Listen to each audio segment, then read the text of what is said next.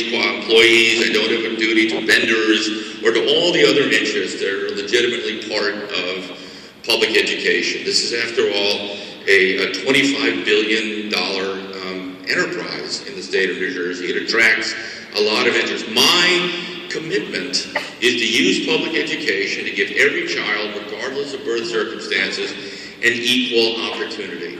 So when I look out at the world and I see a state where children who are born in more challenging economic circumstances or into poverty, which disproportionately and tragically are often children of color, and I see that their ability to prosper in the system is dramatically impaired by circumstances absolutely not of their creation, it brings tears to my eyes. I will tell you, I was in Washington that day that the mayor referred to. I was 8 years old, and I was there. I remember holding my father's hand, and I remember him crying. I'd never seen that. I'd never seen that before. That is a message that, as an 8-year-old boy, I've carried with me throughout my life. This is something that we are committed to, is equality of opportunity. And the burdens of poverty and the concerns associated with that are so profound and so limiting and so tragic. And schools provide a means to equalize the playing field. And I feel that we as a nation have not done that. And I looked out as commissioner and I said, there is a community where that level of concern is especially acute. And I say this, and I want you to hear this, without recrimination or blame or looking for victims. I just look at the facts. I look at a place where 20% of the children are demonstrating minimal proficiency in reading. I look at a place where 30% are demonstrating minimal proficiency in mathematics. I look at a community where fewer than 1 out of 2 children who start the 9th grade graduate from high school, and of those, only a distinct minority actually have passed the HESPA, which we all know, I taught high school, is a test that doesn't even remotely measure college and career readiness. It's more like a 9th grade test, and I go, I can't sleep at night and not do anything. The formula for failure is to keep doing the same thing over and over again and expect there to be a different result. I can't do that. I just feel that that is not the moral, correct, or right thing to do. And so I, obviously, with the full support and the leadership of the governor, decided to act. And I will tell you that if you were wearing my shoes and you had that unique duty to children and was able to look beyond all the other political and other interests that are implicated, I suspect, because I know you are such good and decent and committed professionals, you would have done the same. You would have done the same thing. So, and when we got here, I'll tell you a couple of things that we found. One, there's a lot of great teachers here, and there are many great principals, and there's some really good schools, and that also needs to be said.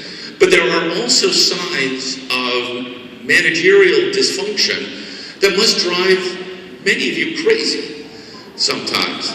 The lack of a coherent curriculum anywhere.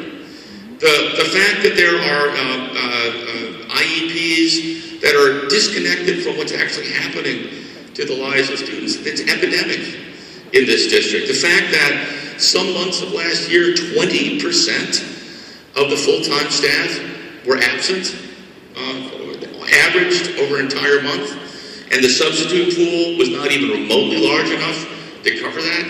The fact that there are approaching 100 vacancies, unfilled positions at the end of last year. There are lots of signs here that staying on the course that we're on is not a path that any of us could feel good about when we went to work the next day. So we decided to act. We act absolutely in collaboration with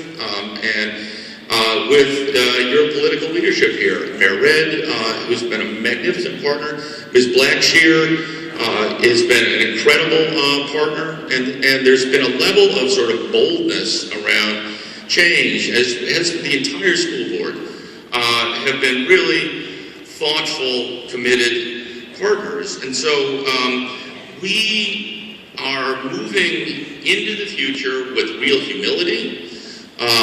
We are moving into the future with a commitment to high expectations. We are moving into the future with an expectation of real change and real opportunity that is pervading everything that collectively we are doing together. And you all are such an essential part of the leadership of that process. And I will never, ever, ever forget that. And it pains me when the right-wing press misinterprets these events to talk about, the level of failure within the professional and the instructional team and leadership here. This isn't about that. This is about how can we collectively craft a path towards a better future, fully cognizant that the single greatest indicator, and don't let anyone ever tell you otherwise, of academic success across 30 years of research are the social, economic circumstances in which children are raised. No one is saying that poverty is not a driver of the concerns that we're experiencing. Of course it is. But what we are saying is we can collectively do better. We know we can do better. We've seen it in our schools here and elsewhere. Now, I do want to, as I end my comments, and I want to explain one other thing to you, because I think you're entitled to know this. So when I led the search for a new superintendent here, here's what went through my mind. I said, look, we are in a situation collectively where we can't just do the same things we've been doing and do them a little bit better, right? We've tried that. It has, I think, by any measure, not succeeded. I don't need convention. I don't need people who, will land here with the right set of credentials and the right set of objective indicia that will, I don't think that will work. We'll feel good for a week or a year, and then we'll go back to business as usual. That's what happened. We've had superintendents with every degree that academia can confer. We've had many of those. We've had superintendents who are older or established, and I deeply believe that your new superintendent, Paimon Rahanavard, is a person of utter moral decency, a person of consummate skill, a person who is deeply committed from his own personal history as a homeless, penniless immigrant child, a person who has a depth of experience in New York City and Newark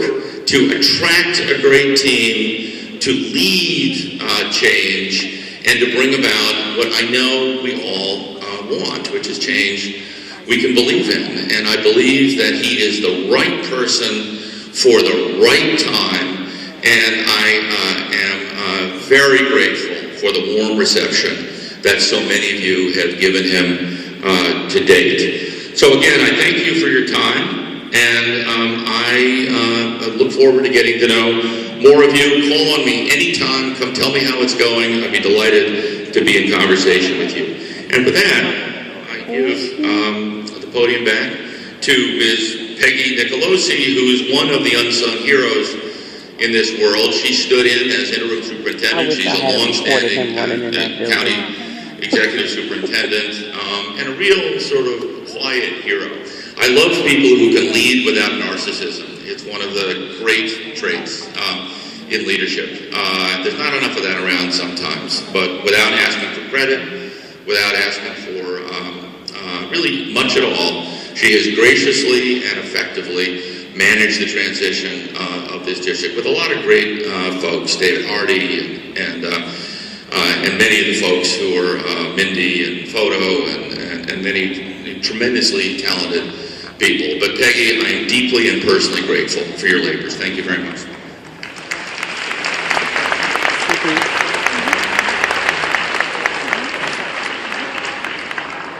As county superintendent, I've been in your district many, many times. I've been in your classrooms. I've been reviewing programs. I've been here for CUSA, violence and vandalism. And it's always easy to point out the flaws or the ills of any institution. But it's another matter to roll up your sleeves, step up to the job, and work side by side. Working with many of you and the state's transition team to provide some of meaningful changes for you and for your students. Let me take a few minutes to tell you what's been going on behind the scenes. You know curriculum work is a never-ending job. We have been aligning the English language arts to the Common Core standards while instituting a new literacy framework. This summer,